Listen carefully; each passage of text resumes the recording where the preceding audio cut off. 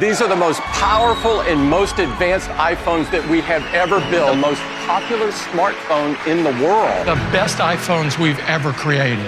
And this is the worst iPhone ever created. This is a fake iPhone 14 Pro Max. Is it any good? Will it have the dynamic island? We don't know, but let's find out. Stick around to the end of this video to see me tear this phone down and take a look on the inside. What is that? This fake iPhone cost me $125 USD, and they made some pretty bold claims. They usually do this just because they don't want customs to seize the package. I'm willing to bet you guys $3 billion that there's an iPhone box in here. This is the moment of truth. Hopefully I didn't get scammed. Oh, there it is. Damn, that's actually really realistic. Not bad at all. So taking a look at the actual box, you can see that they did quite a good job. Everything is where it should be. The text has no spelling mistakes as far as I could see. We did search up the serial number, and lo and behold, it actually belongs to a real iPhone 14 Pro Max that still has an active warranty. So they hijacked this serial number. Whoever has the original serial number of this phone, I feel bad for you. There is a bit of dirt right there on the top, and for whatever reason, this box looks pretty dinged up, but it probably had a lot to do with it being shipped. Anyway, now that we've had a good look at the box, let's open this up. Flip the box over. This is a true test to see if they did a good job actually making this replica. Let's see if the box just drops on its own. And it does not. What the f***?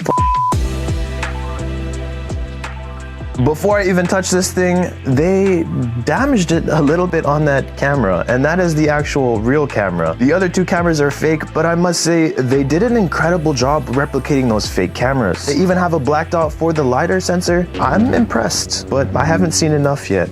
Now let's take a look at the actual phone and the unboxing experience and see just how close it is to a real iPhone. They have a weird protector here on the power button. Never seen anything like this before. We'll remove the screen protector, and it looks like there's another screen protector under that screen protector. There's also a plastic seal around the edges. I'm not gonna lie though, this phone actually feels really good. For a fake, this might be the best one I've ever taken a look at. So this phone feels pretty heavy. It feels nice, honestly, which is something I never thought I'd say about a fake iPhone. It also takes lightning port. All the speaker holes are where they should be. Everything on the outside is almost identical. Aside from that SIM tray, it looks slightly off. The buttons too also feel a little bit off, but I don't know if the average person would even be able to tell that this is fake at all. We'll take a look at the box. Inside the box, we have the USB-C to lightning port charger that all iPhones come with. We also have the instruction manual. They never seem to nail this font. It's always slightly off. We have a SIM ejector pin and the instructions. We're gonna go ahead and boot this on. We have the Apple logo. So they claim that this is an OLED. I'm not so sure how accurate that is. There is definitely a chin down here. It's not as big as Thanos' chin, but it's still pretty big. And we have the iOS 15 hello screen. Interesting. Why am I impressed? Now that we have the phone on, we're gonna go outside, test the mic, camera, speakers, get a little bit of real world usage out of the phone, and let you guys know how good this phone actually is. So we're outside right now at the train tracks in beautiful Canada, Ottawa, Ontario. It's not cold today, which is very surprising, but we're just trying to use this fake iPhone 14 Pro, and the screen is just not bright enough for when the sun's out. So definitely a huge flaw. We're gonna be comparing it to an 11 Pro because I don't know, we just will. So we'll be taking 2 pictures on each device and showing you guys the difference. So first thing we noticed is that the fake iPhone 14 Pro only has 1 camera. There are different zoom modes, but it's only with 1 camera, so these 2 are fake. We already knew that. Next up, we're gonna be taking videos on both devices. I'm also gonna be speaking while I'm taking the video so we can get an audio test as well. Testing 1, 2, 3. This is the fake iPhone 14 outside. So they said that this phone has a 12 megapixel camera, which that's cap.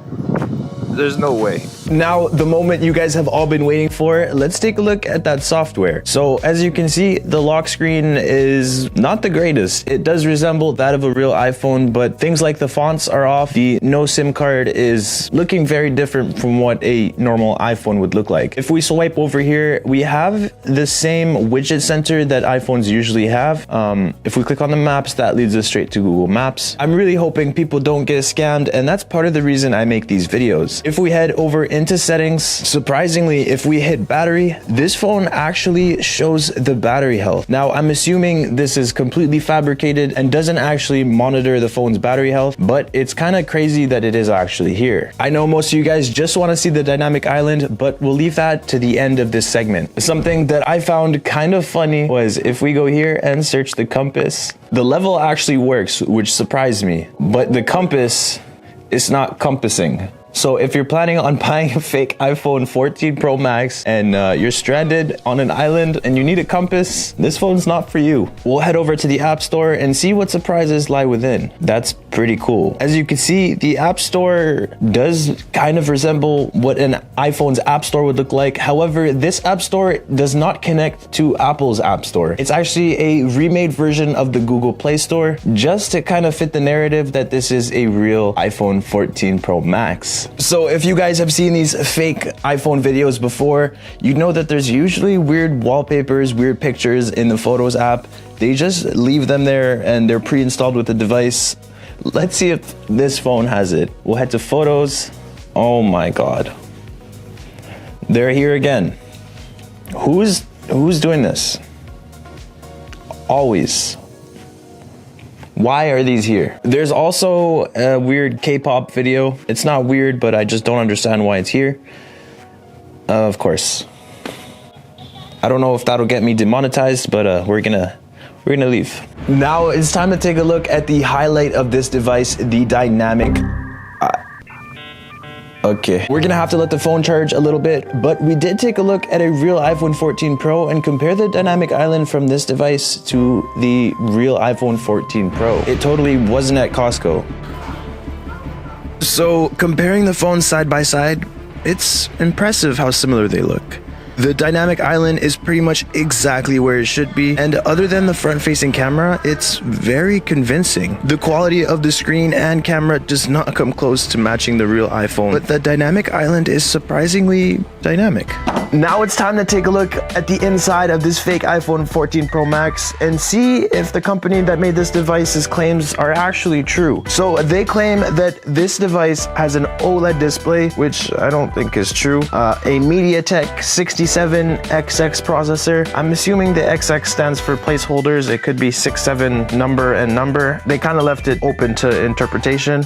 They're also claiming that the front camera has 8 megapixels, the rear camera has 13 megapixels, which would be hard to verify. They're also claiming that the battery capacity has 2,000 to 2,499 milliamp hours. I don't know what that means. Why can't they give us a specific number? Maybe they're using random batteries, who knows? They also claim that the display refresh rate is 90 Hertz, which I can tell you right now that is not true at all. These phones typically open up from the back, despite having 2 pentalobe screws at the bottom. These are just for show. So what we have to do is something we've never done before in our life. Cook the fake iPhone 14 Pro Max. While the fake iPhone 14 Pro Max is cooking, I don't know if you guys heard, but Turkey and the surrounding countries just experience a seriously devastating earthquake. So if you guys want to donate, I'll leave a link in the description in the comments. Anything helps, honestly, and it would be very much appreciated. The fake iPhone 14 Pro Max is done cooking. We'll hit this with a pry, open it up. So the back glass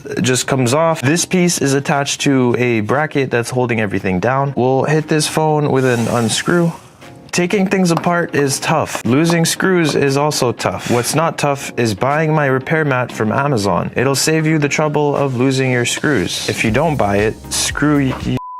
Guys, if you're ever fixing electronics and you see a little sticker suspiciously placed, it's usually because there's a screw under there. It's a tamper sticker, preventing you from tampering with your devices. It basically lets repair people know if you've opened the device up. Thankfully, I am repair people. Now we can remove the bracket. So, like I suspected, these two are fake cameras. This is the real camera, and behind it is the front camera. And oddly enough, there is a slot for SD cards.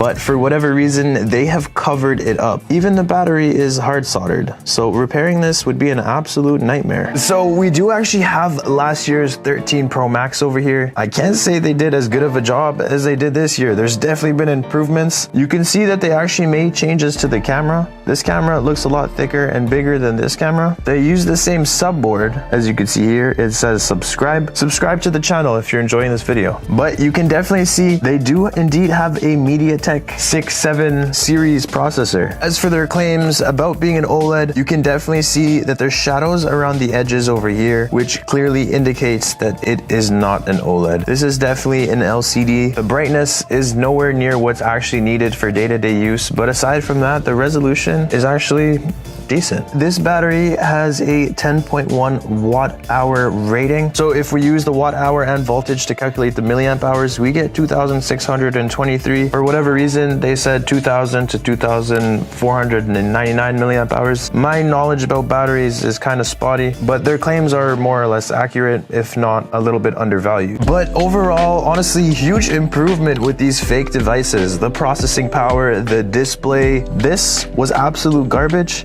This is just garbage. Thank you so much for watching. Be sure to leave a like, subscribe, hit that bell button, and let me know what you guys want me to do in the next video. I'll see you later.